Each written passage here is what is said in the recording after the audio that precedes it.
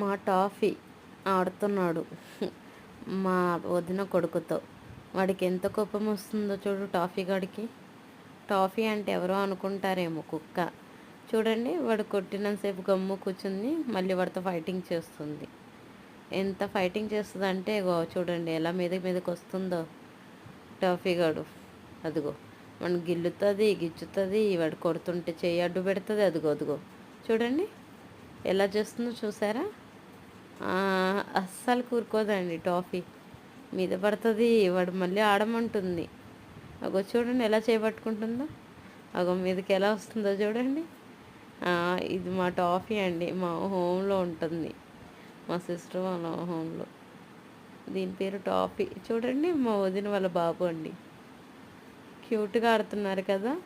Like చేయండి please.